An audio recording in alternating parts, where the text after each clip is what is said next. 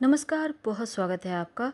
सिंह राशि बहुत विशेष और महत्वपूर्ण ये कार्यक्रम है, आप अंत तक बने रहिएगा। देखिए, छाया ग्रह राहु केतु का राशि परिवर्तन होने जा रहा है 18 मई 2025 को। अब यह राहु केतु का परिवर्तन सिंह राशि के लिए अगले आने वाले 1.5 सालों तक कैसा रहेगा, आज हम जानेंगे। क्योंकि 18 साल के बाद 18 मई को 18 महीने के लिए राहु केतु का महापरिवर्तन होने जा रहा है। तो राहु आपके 7वें घर में और केतु पहले घर में विराजमान होंगे। तो 18 महीने तक आपकी लाइफ को पूरी तरह से कंट्रोल में रखेंगे। लेकिन क्या होगा जब राहु विवाह स्थान में बैठ जाएंगे और केतु आपके शरीर पर पहले घर में आत्मा पर बैठ जाएंगे। तो वीडियो के अंत तक बने रहिए। और ये प्रेडिक्शन चंद्र राशि पर आधारित है। अगर आप अपनी जन्म कुंडली विश्लेषण कराना चाहते हैं तो आप दिए गए स्क्रीन पर व्हाट्सएप नंबर पर मैसेज कर सकते हैं। और अगर आप सिर्फ गोचर से जानना चाहते हैं तो करीब 70% आपसे मैच जरूर करेगा। देखिए, राहु केतु क्या है।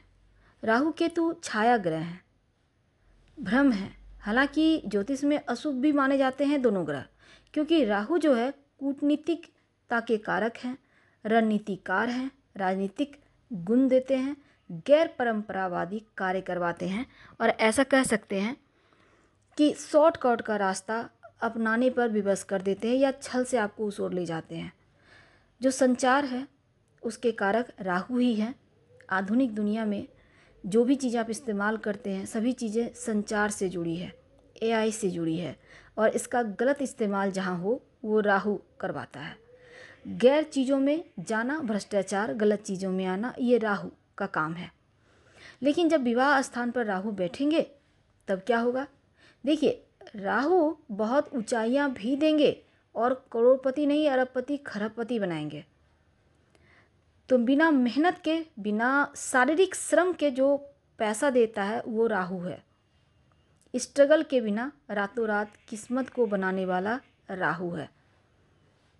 सिंह वालों, राहु केतु का राशि परिवर्तन आपके जो कि पहले घर में केतु हैं और 7वें में राहु। अब देखिए, 7वें घर में राहु का आना वैवाहिक जीवन का भाव है, पार्टनरशिप का भाव है, इनकम का भी, डेली इनकम का भी भाव है। आपके पास डेली कहाँ से पैसा आ रहा है ये भी 7वें घर ही बताते हैं।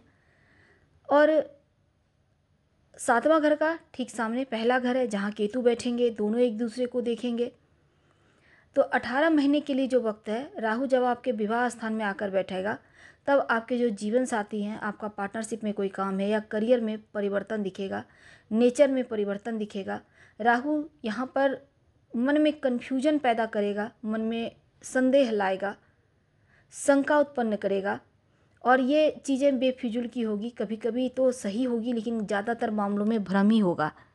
अब अगर आपकी जन्म कुंडली में भी राहु 7वें घर में है ना, तो ऐसे में वैवाहिक जीवन में ज़्यादा परेशानी आने के चांस है। अब कुंडली में 7वें घर में अगर राहु है तो फिर दिक्कत है। लेकिन अब हम समझते हैं गोचर की बात। तो यहाँ पर राहु का आना वैवाहिक जीवन में थोड़ा सा विवाद पैदा करेगा। किसी तरह के भी विवाद से बचें, छोटी छोटी बातों पर मतभेद ना हो, इसका ध्यान रखें। पार्टनरशिप में काम करते हैं तो आप कोई शुरुआत करना चाहते हैं, राहु का परिवर्तन आपके सामने चतुराई देगा, चालाकी देगा, रणनीति बनाकर काम करेंगे, राजनीतिज्ञता का गुण देगा।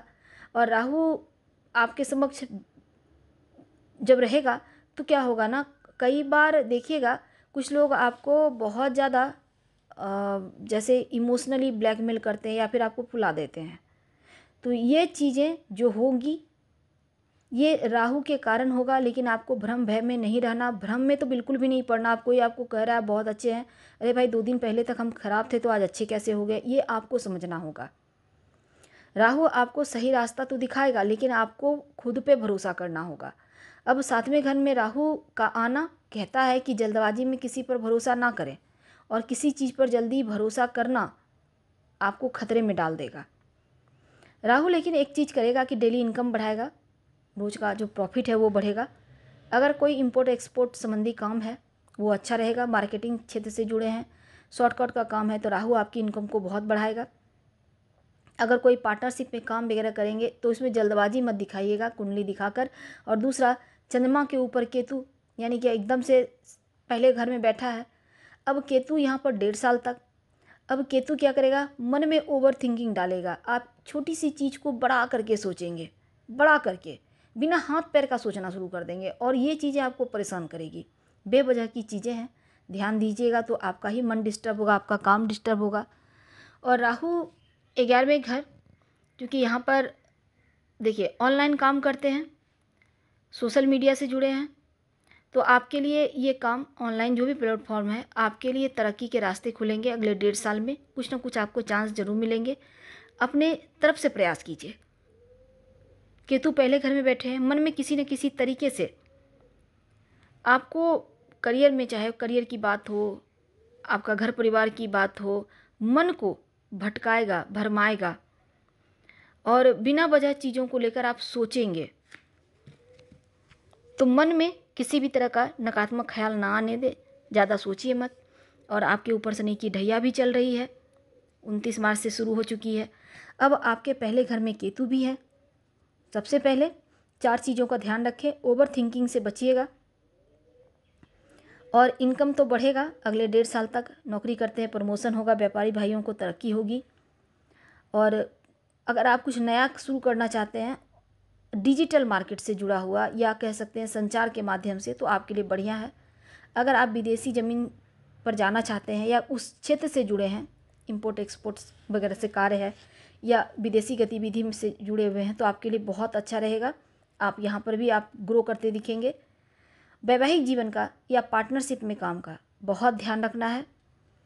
राहु की दृष्टि आपके 3रे घर पर है, तो ऑनलाइन चीज़ें बढ़िया चलेगी। आसपास का वातावरण या आसपास के लोगों के साथ रिश्तों को बेहतर बनाइए तो ज़्यादा अच्छा होगा। और आपका व्यवहार आपको पॉजिटिव रखना होगा। किसी भी तरह का विवाद वगैरह में मत पड़िएगा। और सिंह राशि वालों, रोज़ आप एक काम करें, रोज़ भगवान सूर्य को प्रणाम करें और 27 बार गायत्री मंत्र पढ़ें, ताकि सही समय पर सही डिसीजन ले पाएँ। बुधवार के दिन एक पानी वाला नारियल अपने सर से उल्टा वार कर बहते हुए पानी में बहा दीजिएगा। पीछे मुड़कर मत देखिएगा, बहुत उत्तम रहेगा आपके लिए। और हमने उपाय जो कहा उसको करते रहिए, आपको इसी से विशेष लाभ होगा। भगवान सूर्य को प्रणाम जरूर कीजिएगा। अब देखिए, राहु का अगर आप चाहते हैं शुभ फल पाना, तो आप 2 बात फॉलो करना अभी से शुरू करें, बल्कि जब से आप वीडियो देख रहे हैं उस समय से। अपने छत पर कूड़ा कबाड़ इकट्ठा ना होने दें, एकदम साफ़ सुथरा रखें। अपने घर को सुगंधित रखें, दुर्गंध नहीं आए। होता है कई बार कुछ चीज़ें पड़ी हुई है, गंध कर रही है, उसको हटाइए, फ्रेश कीजिए, खुशबूदार बनाए रखें। अपने टॉयलेट को फ्रेश रखें। टॉयलेट में एक छोटी सी कांच की कटोरी में नमक रखना शुरू करें, और हर महीने उस पुराने नमक को टॉयलेट में फ्लश करें, और फ्रेश नमक उसी कटोरी को साफ़ करके फिर रख दें बाथरूम में। तो ऐसा करने से घर का एनर्जी पॉजिटिव हो जाएगा। हम आपसे विदा लेंगे। जानकारी अच्छी लगे तो लाइक कर, सब्सक्राइब करें, शेयर करें, कमेंट